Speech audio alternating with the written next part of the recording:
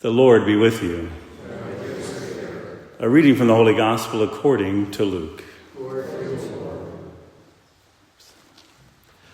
The Lord said, "Woe to you who build the memorials of the prophets whom your fathers killed. Consequently, you bear witness and give consent to the deeds of your ancestors, for they killed them and you do the building. Therefore, the wisdom of God said, I will send to them prophets and apostles.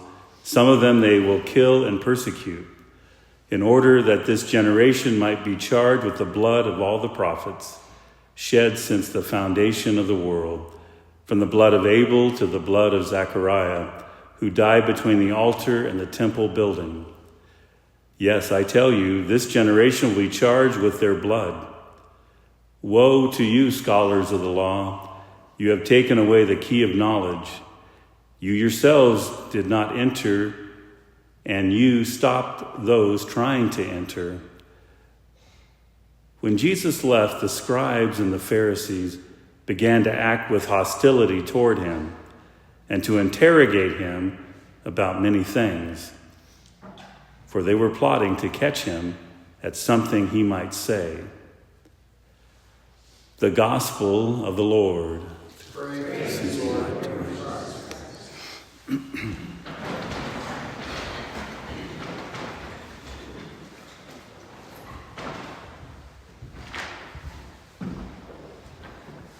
We continue our study on the book of Romans, and today we've kind of leaped to the third chapter of Romans, and we're starting to get into the more of the meat and potatoes of what St. Paul is getting at. So, I mean, again, he's talking about justification. So how we are reconciled to God, that, we as sinners are outside of communion with God, and how does that communion be restored? And so it's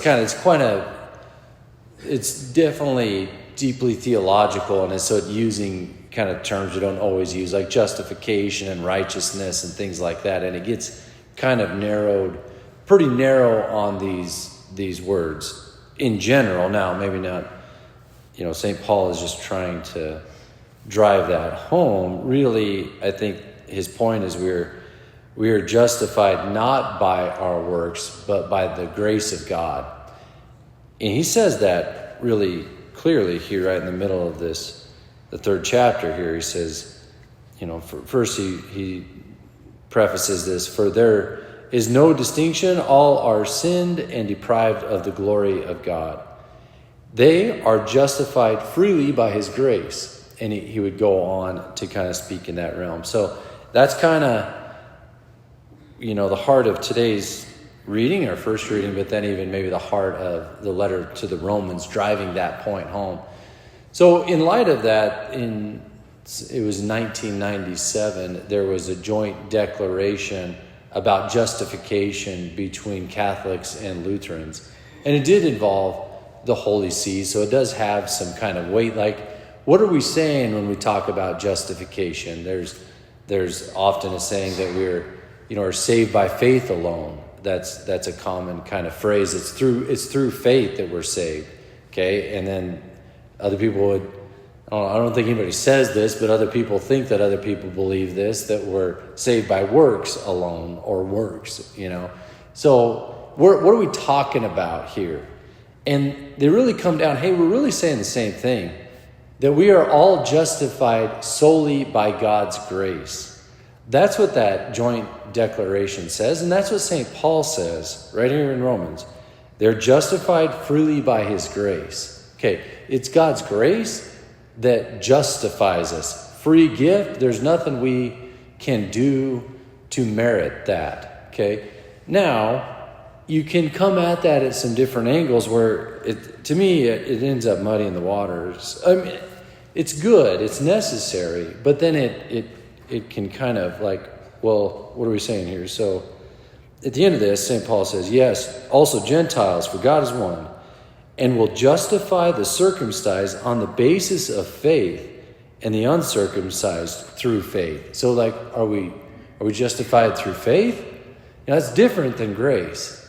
And we're justified by grace. Okay. Now, faith is us opening our hearts to God's grace, which justifies us. And that's how I say it. That's how I try to clean it up a little bit, because you'll even find language that we're justified through faith and God's grace. And I'm like, man. And that's even in kind of some church documents too. But I think we're really on solid ground if we say that we are justified solely by God's grace, period. Now, it's our faith in Jesus Christ that opens our heart to that salvation. And works do help in that faith of like physically opening our hearts to receive God's grace on a continual basis, So I don't think the waters have to get too muddy, but they do. And St. Paul doesn't help. This paragraph or this sentence is about 35 words long that he talks about. If you would just stopped right at, they're justified freely by his grace, period. Let's chew on that. But then it goes and so anyway, that's the foundation of our justification. It comes through God's grace. Now, it necessitates our faith, our openness of heart to receive that, and then our good works flow from that and help continue to open our heart to receive that grace. So I think that's sure footing of where we're at today on justification, but we'll stay tuned. This letter is really helping us to kind of probe those questions that we might take for granted or might not even ask. It helps us to understand our faith better and how we are justified by God's grace.